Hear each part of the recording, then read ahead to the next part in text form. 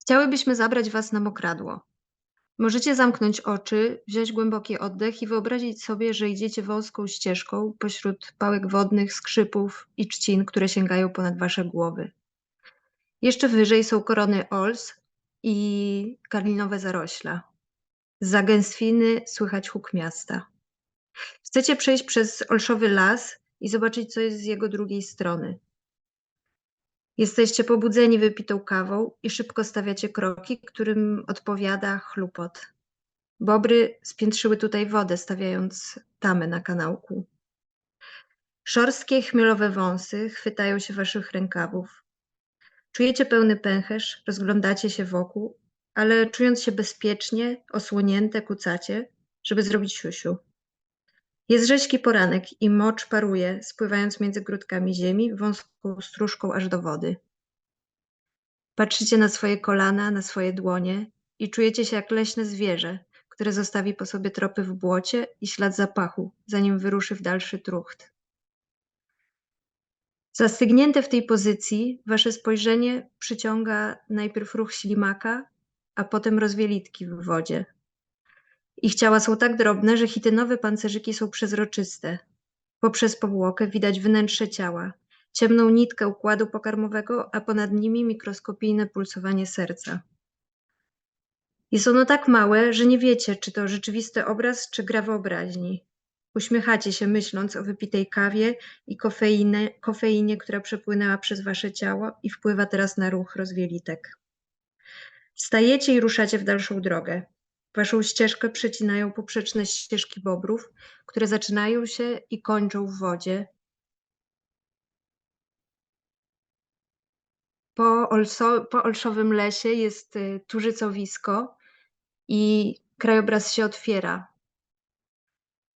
Widzicie ponad rozległym trzcinowiskiem budynki miasta i przypominacie sobie, gdzie jesteście. To miejsce, w które zabrała Was właśnie Krysia, to Zakole Wawerskie. Jest to mokradło w Warszawie, a w sumie taki kompleks mokradłowy, na który składa się właśnie las olsowy, torfowisko porośnięte lasem olsowym i rozległe, podmokłe łąki, też w dużej mierze trzcinowiska i tużycowiska. Jest to dawne starorzecze Wisły i taras zalewowy, który oczywiście od czasu wybudowania wału przeciwpowodziowego już zalewany nie jest, ale ten teren ostał się jako właśnie teren podmokły. To, co jest bardzo istotne dla obecnej sytuacji na Zakolu Wawerskim, to to, że ta jego przynajmniej taka najbardziej niedawna przeszłość, czyli dwudziestowieczna, to była przeszłość rolnicza, co jest widoczne z jednej strony w sieci kanałów, którymi poprzecinane jest to miejsce, a z drugiej strony w sieci własności gruntów i w układzie działek, które są takie cieniutkie, bardzo podłużne i są podzielone między około 150 prywatnych rodzin właścicielskich. Także są to grunty prywatne, przez co przyszłość tego terenu przez długi czas była niepewna. Od końca lat 80. rolnictwo wycofywało się z tego terenu i teren ten tak naprawdę, miejsce to pozostało trochę pozostawione samemu sobie. To znaczy jest to ogromny teren w ramach miasta, który nie jest tak naprawdę znany większości warszawiaków i warszawianek. I jest to miejsce, które mija się jadąc trasą siekierkowską. Jest to takie po prostu duża trasa, za którą za jej ekranów widać właśnie takie zielone, jakąś dużą zieloną połać terenu, ale nie do końca wiadomo, jak się tam dostać i co to dokładnie jest. I taki niewidoczność tej opowieści o też właśnie przyrodniczej wartości tego terenu, która znowu po wycofaniu się tego rolnictwa właśnie od końca lat 80. I właśnie powrót bobrów w to miejsce, które spiętrzały, tak jak Krysia powiedziała, spiętrzały wodę. Duża część tego terenu stała się znowu niedostępna i zdziczała, ale z drugiej strony to miejsce również z innych stron coraz bardziej wchodziła urbanizacja, powstają nowe osiedla, taka zabudowa łanowa od jednej strony. Grunty są też mocno zasypywane, to znaczy podwyższane gruzem i ziemią po to, żeby móc tam faktycznie coś wybudować na takim gruncie podmokłym. I w tym wszystkim pojawiłyśmy się my, czyli grupa Zakole. Działamy w tym miejscu od 2020 roku i tak naprawdę no, ta nasza grupa to głównie 5 osób, ale sieć współpracy jest bardzo szeroka, mamy bardzo dużą ilość osób, z którymi działamy wspólnie, czy to bezpośrednio, czy też poprzez po prostu rozmowy i wspólne właśnie jakieś takie tworzenie wiedzy o tym miejscu i pomaganie nam w lepszym poznaniu tego miejsca. I oczywiście tutaj ważnymi współpracownikami są też różne organizmy tworzące to miejsce i samo Zakole wewerskie. To, co było dla nas najważniejsze na początku pracy właśnie na Zakolu, to było w jakiś sposób uwidocznienie tego miejsca i jego opowieści dla szerszego grona właśnie warszawiaków, ponieważ wiedziałyśmy, że mało kto o tym miejscu wie, nawet jeśli mieszka tuż obok, a co dopiero jeśli mieszka trochę dalej, właśnie od Gocławia i Wawra. Przez ten brak opowieści o tym miejscu wiedziałyśmy, że ta przyszłość może wyglądać różnie i zależało nam na tym, żeby między innymi właśnie ta więcej niż ludzka historia tego miejsca, jego opowieść stała się jakoś tam bardziej rozpoznawalna i szerzej znana.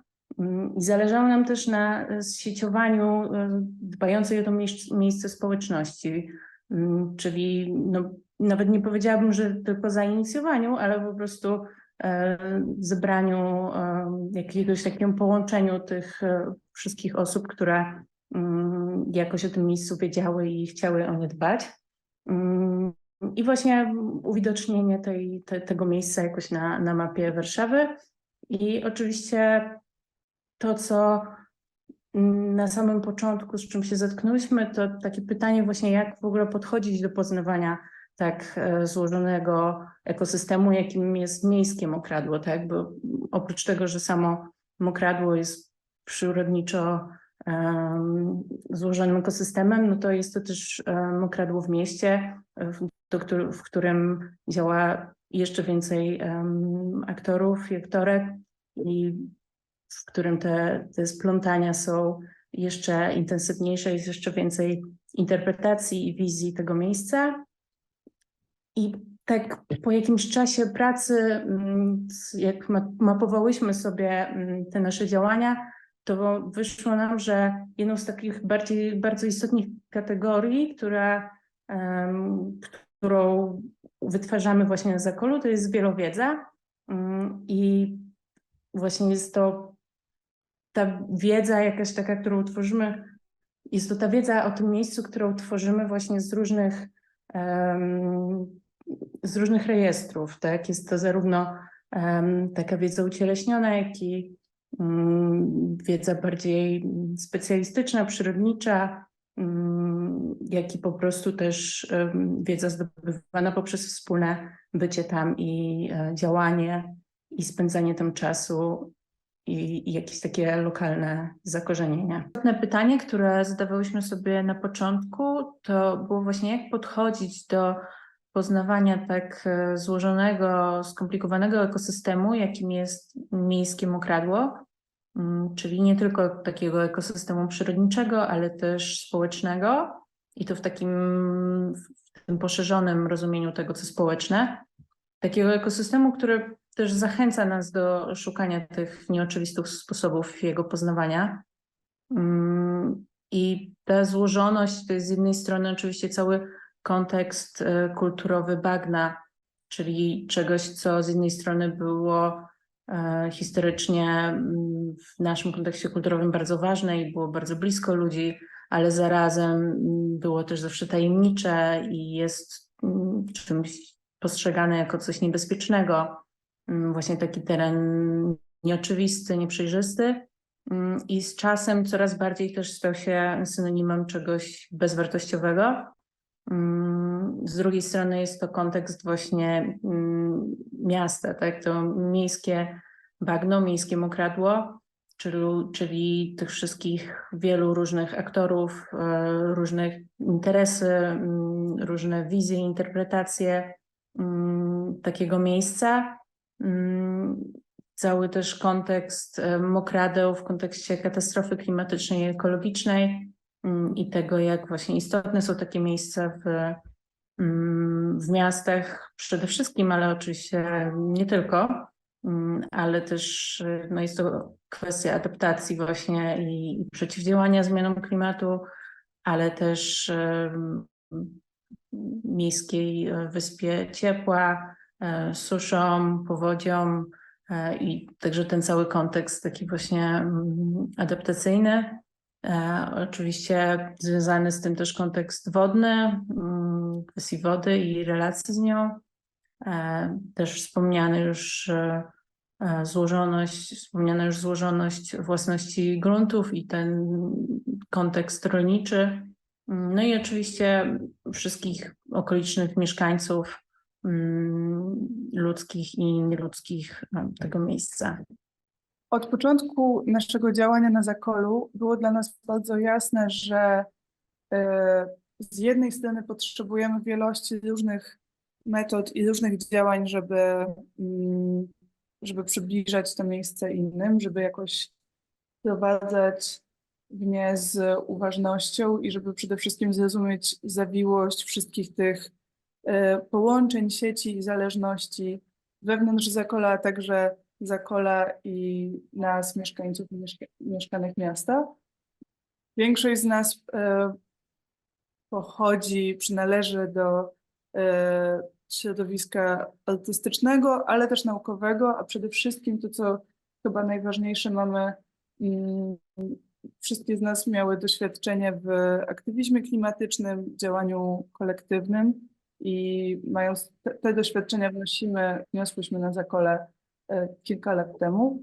Natomiast oczywiste było dla nas, że potrzebne jest silne zakorzenienie w tym miejscu i jego mocne rozpoznanie, szczególnie ze względu na złożoność też tych relacji ludzkich, ludzi, którzy żyją dookoła, właścicieli i właścicielek tego terenu.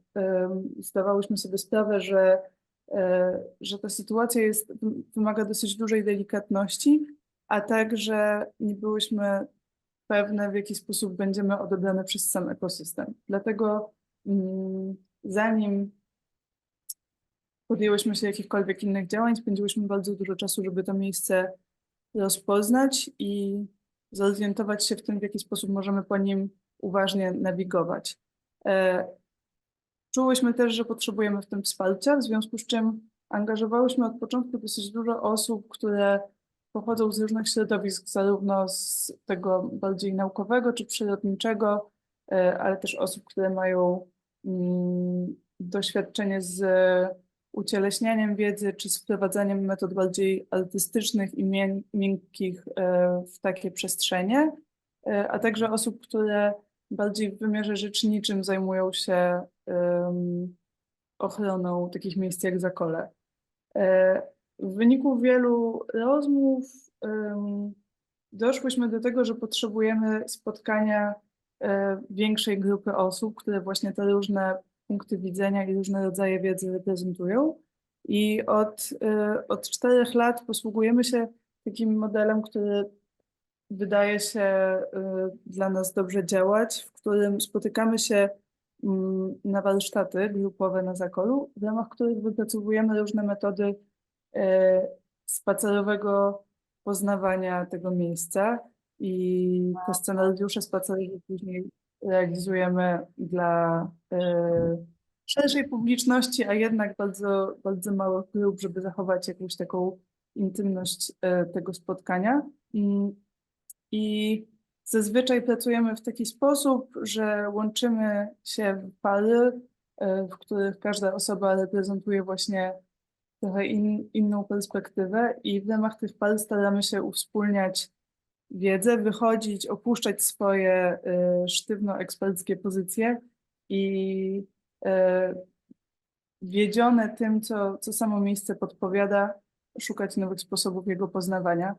I takich metod i scenariuszy powstało bardzo wiele, ale chciałabym skupić się, opowiedzieć o 3, które mogą przybliżyć Wam, w jaki sposób wprowadzamy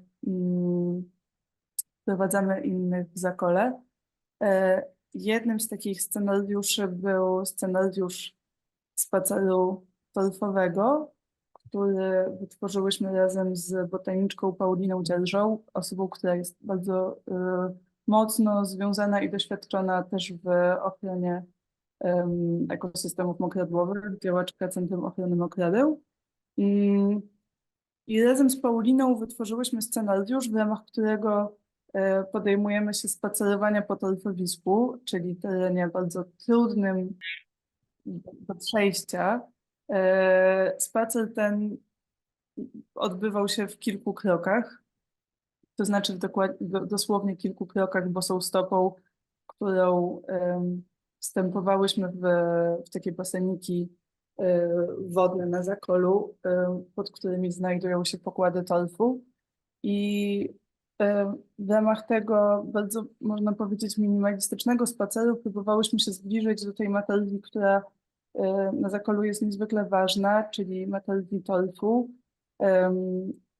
która nie tylko ze względów klimatycznych ma ogromne znaczenie, ale jest też materią, która przybliża nas do ekologicznej historii tego miejsca i jednocześnie w bardzo bezpośredni sposób łączy ją z teraźniejszością. I dzięki zanurzeniu bosej stopy w tę dość nieznaną zazwyczaj dla uczestniczek i uczestników spacerów materię, rozpoznajemy ją, zbliżamy się do samej tej substancji i używając wszystkich zmysłów staramy się wyczytać z niej jak najwięcej informacji. Ten torf, w który wchodzi bosa stopa, zaczyna wypuszczać z siebie gazy, które mają bardzo specyficzny zapach i wytwarzają się na powierzchni wody bąbelki, którym towarzyszy dźwięk, a przede wszystkim nasza skóra spotyka się z gałązkami rozkładającymi się liśćmi i po prostu rozkładającą się materią organiczną. I temu spacerowi towarzyszyła nasza opowieść o tym właśnie rozkładzie i tym rozkładzie, który jest niedokończony, o tym, jakie właściwości ten torf ma, jak długo kumuluje się na Zakolu, a jednocześnie o tym, jak ta historia jest cały czas wytwarzana i cały czas się kumuluje. Patrząc na rośliny, które są ponad powierzchnią wody, możemy połączyć je z dotykiem tej substancji poniżej wody i wyobrazić sobie to, z czego ta materia się składa i jakie procesy musiała przejść. Był to taki scenariusz, który starał się skontrować, czy jakoś postawić pytania dookoła metod zdobywania wiedzy o torfie, które są powszechnie używane w nauce i w których Nie ma oczywiście nic złego, ale sam gest wydobycia torfu przez takie specjalne wiertła wydaje się zazwyczaj dość brutalny, przynajmniej właśnie w zestawieniu z takim delikatnym gestem, jak po prostu zanurzenie stopy w tej materii. Zamiast używać tych narzędzi, postanowiłyśmy ograniczyć się do użycia własnego ciała jako tego instrumentu pomiarowego i skupić się na aktywowaniu naszych zmysłów i dostrojeniu tempa i sposobu poruszania się, aby móc sięgnąć tych innych skal wielkościowych i czasowych, oswoić substancje i dać swojemu ciału powiedzieć nam jak najwięcej o tym miejscu. I taki spacer trwał pewnie około godziny. I mimo tego, że było to tylko kilka kroków, bardzo dużo podczas takiego spaceru mogło się wydarzyć. Innym scenariuszem, o którym chciałam powiedzieć, był scenariusz wypracowany przez Maję Dębską i Krysię, tutaj obecną, Jędrzejewską-Szmek. I ten scenariusz został wypracowany tego lata. Nazywał się on Działania na zbiorach i towarzyszył naszej refleksji i naszym poszukiwaniom dookoła zagadnienia inwentaryzacji przyrodniczej i różnych sposobów jej rozszczelniania i pogłębiania przez inne rodzaje wiedzy. Krysia i Maja natomiast cofnęły się do podstawowych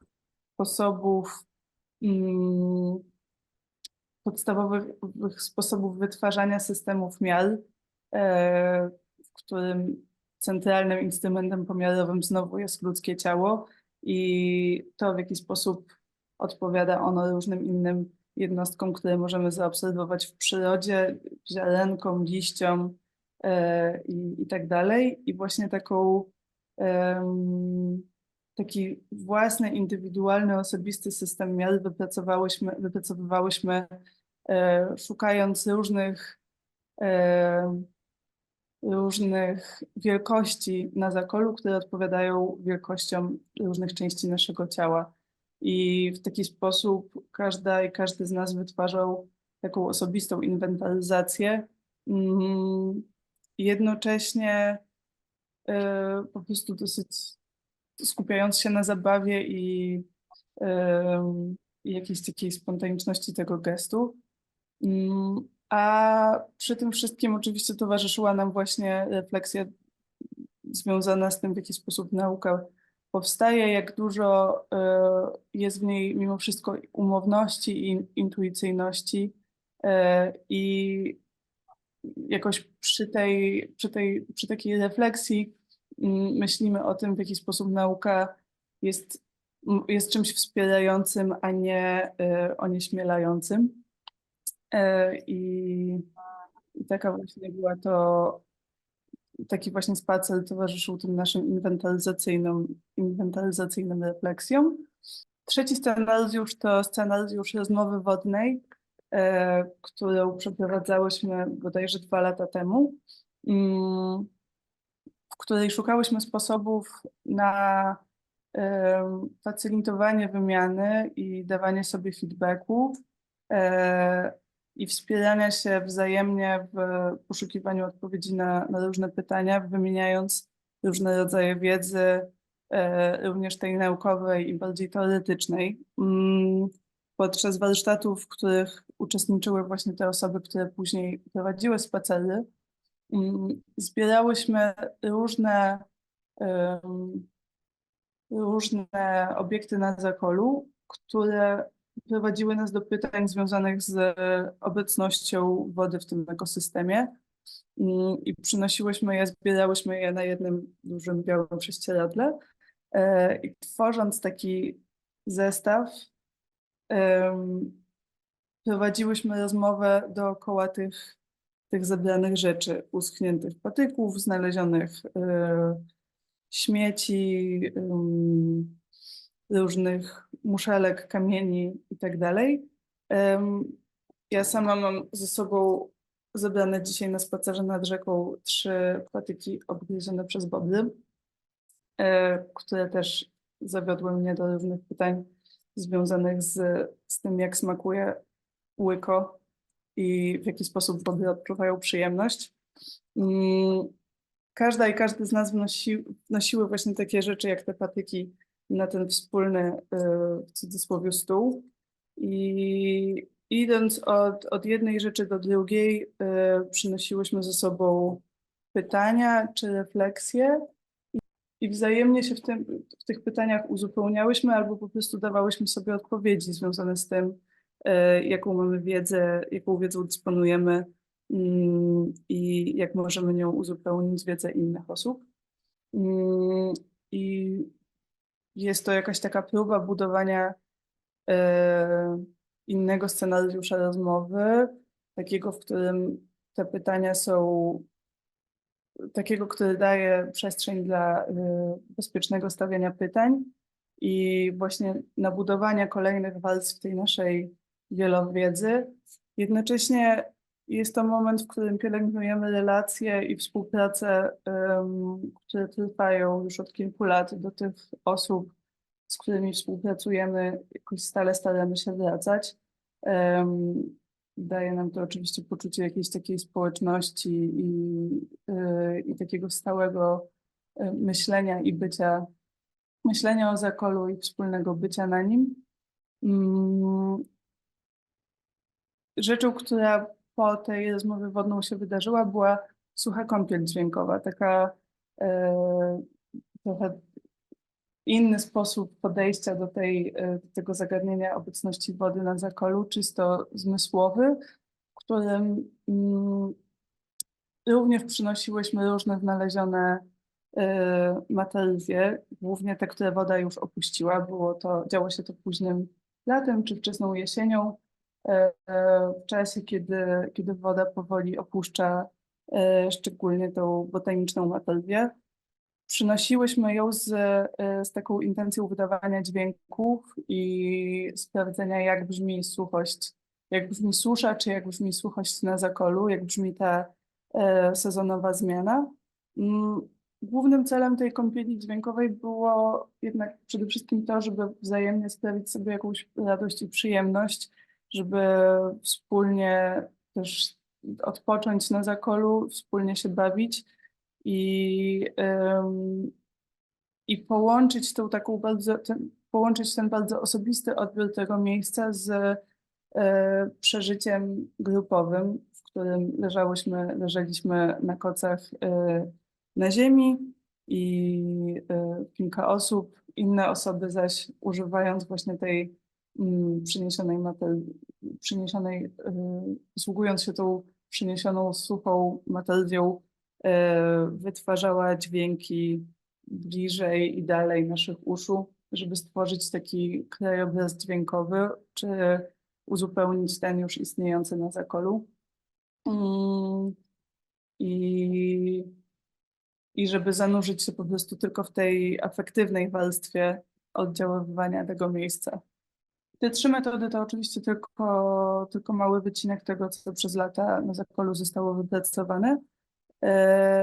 I poza samym działaniem takim bardzo osadzonym w tym miejscu i bardzo bezpośrednim, posługujemy się też różnymi innymi metodami, żeby opowiadać o tym miejscu historię w sposób bardziej zapośredniczony. Jednak jest to dla nas bardzo ważne, żeby we wszystkich tych innych formach opowiadania, czy to pisanych, czy też wizualnych, jak najmocniej wybrzmiewał właśnie ten zmysłowy aspekt odbioru Zakola, żeby to miejsce, jego też zmysł, taka intensywność oddziaływania była, zawsze wybrzmiewała i była jakoś centralna w tych opowieściach. Niektóre z tych metod przenosimy też na inne grunty. w ramach różnych współprac, o których zaraz opowie Pola. Sprawdzamy wtedy, na ile przynależą one tylko do Zakola, a na ile mają bardziej uniwersalny charakter i w jakiś sposób da się je przetłumaczyć na okoliczności innego miejsca. Odnosząc się do wspomnianej przez Zuzię wielowiedzy, którą chciałyśmy jakby zbierać i przedstawiać w ramach budowania narracji o Zakolu. Od początku zapraszałyśmy do działania z nami, jak i działania niezależnego, osoby właśnie z różnych dziedzin, reprezentujące właśnie różne perspektywy na taki ekosystem, jak i osoby niekoniecznie naukowe, związane właśnie z działaniami artystycznymi, bardziej miękkimi, ale także mieszkańców i mieszkanki okolic Zakola, jak i właśnie od jakiegoś czasu też podejmujemy dialog z osobami, które są właścicielami i właścicielkami ziem Zakola. Więc właśnie zależało nam od samego początku na budowaniu społeczności wokół tego miejsca, która z jednej strony będzie właśnie częściowo wspólnie z nami tworzyć tą wielowarstwową opowieść i wspólnie badać różnymi metodami ekosystem i ludzki, i pozaludzki Zakola, ale także która będzie w stanie się troszczyć o to miejsce, czy jakby też doświadczać go właśnie na własną rękę w pewnym sensie, ale też społeczność, dla której Zakole będzie bardzo ważnym miejscem na mapie Warszawy i która będzie w stanie stanąć w jego obronie w skrajnym przypadku, bo oczywiście też nasze działania, mimo jakby miękkich metod, zawsze gdzieś mają w sobie ten komponent związany z ochroną przyrody i jakby gdzieś do tego też częściowo dążymy. Więc właśnie takimi osobami,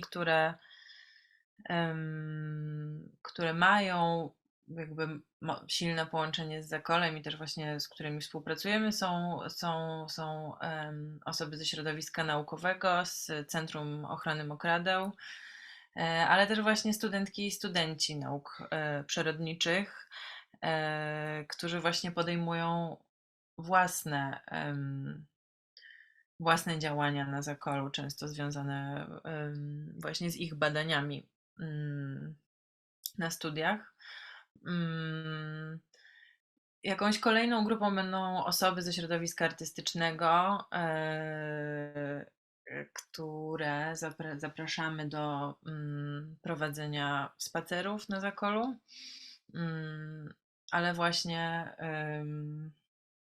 z którymi wspólnie tworzymy ten bank trochę różnych metod i właśnie sposobów doświadczenia Zakola, ale także tłumaczenia tego doświadczenia innym osobom i poszerzania perspektywy ludzkiej o perspektywy pozaludzkie. To są te rzeczy, o których Olga wspominała też przed chwilą. I właśnie miałyśmy ciekawe doświadczenie wzięcia udziału w konferencji na Światowy Dzień Mokradeł w zeszłym roku, gdzie częściowo mogłyśmy zderzyć jakby opowieść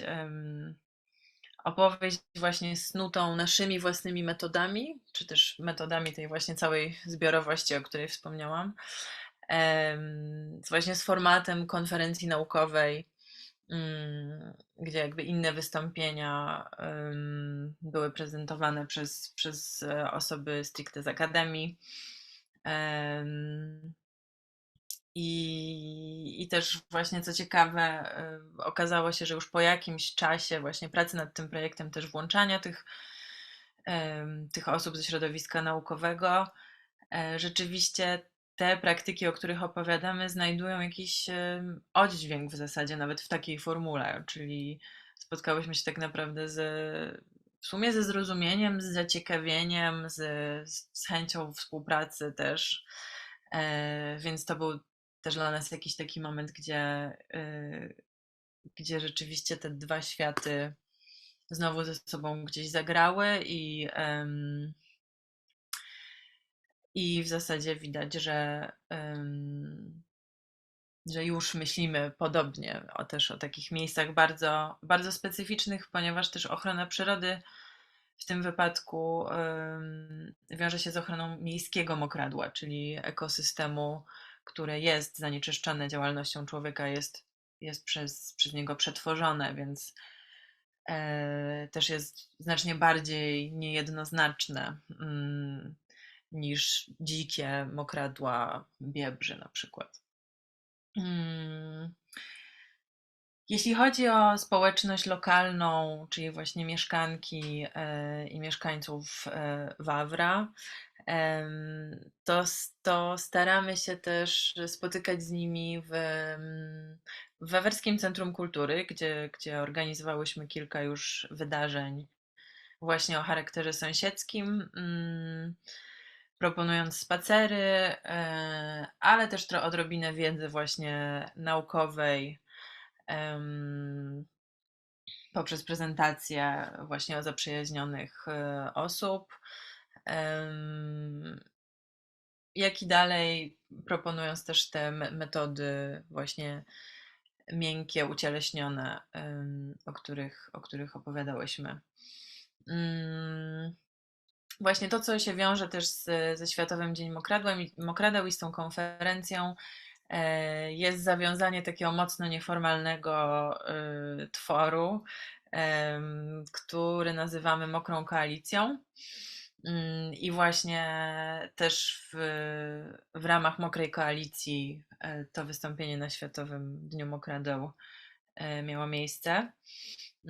I w jej skład wchodzimy my, Katarzyna Roy, która jest kuratorką BWA Design we Wrocławiu i inicjatorką projektu Pola Irygacyjne wokół też podmokłych, rozległych terenów pod Wrocławiem, i Studio Centrala z Warszawy. I wszystkie te inicjatywy łączą podobne metodologie, praca z miejskimi mokradłami i użycie sztuki jako narzędzia do wyobrażania sobie innych wartości i sposobów bycia w świecie niż te, które znamy, w których jesteśmy zanurzeni. Też z naszych wspólnych działań wynika metoda właśnie spekulowania, wyobrażania sobie, jak dane ekosystemy mogłyby funkcjonować właśnie w paradygmacie, który nie stawia człowieka w centrum zainteresowania, tylko kładzie nacisk na raczej współpracę międzygatunkową i jakby wspólne życie w mieście. I z tego bym tylko pokrótce opowiedziała w sumie o naszych działaniach rzeczniczych, do których częściowo spekulowanie należy tak naprawdę. Jako że, tak jak Zuzia wspominała, sytuacja prawna Zakola jest nierozwiązana, dosyć skomplikowana i nie ma właśnie ostatecznej decyzji co do tego terenu, mimo że powstał plan zagospodarowania miejscowego dla tego rejonu. Z tą niejasną sytuacją własnościową Zakola wiąże się właśnie taka konieczność trochę, którą czujemy i która też jest szeroko omawiana właśnie i w środowisku naukowym związanym z mokradłami i w środowisku aktywistycznym, czyli jakby włączenie się, jakby w lobbowanie po prostu ochrony Zakola Wawerskiego. I w ramach takich działań rzeczniczych, których formułę negocjujemy, włączając je w nasze jakby wypracowane właśnie miękkie działania, udało nam się złożyć z innymi organizacjami petycję o ochronie Zakola Wawerskiego do władz miasta Warszawy. Właśnie od jakiegoś czasu staramy się prowadzić rozmowy z właścicielkami i właścicielami tych ziem, jednak tutaj też jesteśmy bardzo ostrożne i bardziej zależy nam na po prostu zrozumieniu ich perspektywy w tym momencie. Wspomniana przeze mnie metoda spekulowania i wymyślania właśnie scenariuszy dla danego miejsca też jest związana właśnie z zaangażowaniem się w publiczną dyskusję o parkach mokradłowych i o przyszłości Zakola, które wiemy, że żeby było chronione, musi stać się miejskim parkiem. I właśnie pytanie, co oznacza miejski park w wypadku tak nietypowego dla miasta ekosystemu jak mokradło. Więc tutaj też staramy się zaprzęgać wyobraźnię i posługiwać się metodami wypracowanymi na Zakolu, związanymi z doświadczaniem go, po to, by właśnie wspólnie z innymi osobami wyobrażać sobie jego przyszłość jako miejskiego parku. W ramach poszerzania naszych działań i wchodzenia w nowe współprace udało nam się właśnie przetestować nasze metody na innych gruntach, czyli w zupełnie nowych miejscach,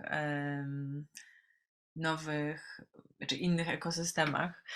Mimo że odnosimy się do Zakola jako miejsce, które nas ukorzenia i właśnie działania, które tam prowadzimy, mają charakter usytuowany i ściśle się wiążą z ekologią miejsca, z istotami, które tam żyją i z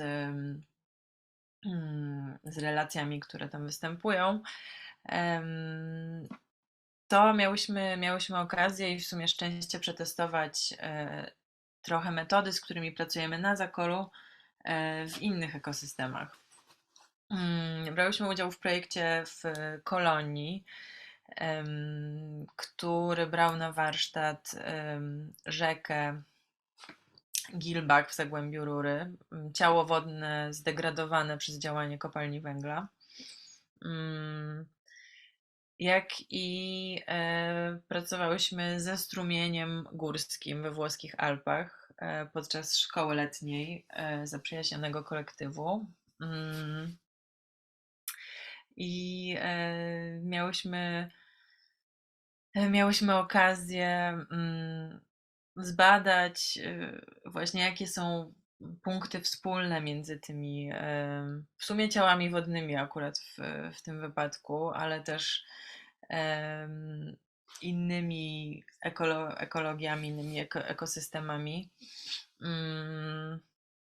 I popatrzeć właśnie, jak te wypracowane właśnie przez wielowiedzę różnych osób metody mogą przybierać nowe formy w innych miejscach i zawsze morfować przez to, że czerpią bezpośrednio z zastanej sytuacji, właśnie z istot żyjących w danym miejscu, z osób, które tam mieszkają i z specyficznego kontekstu społeczno-historycznego. Często też w takich wypadkach jednak odnosimy się do Zakola i właśnie traktujemy je jak takie trochę miejsce matkę, które też może być bezpośrednim jakby nadawcą komunikatu do innego miejsca,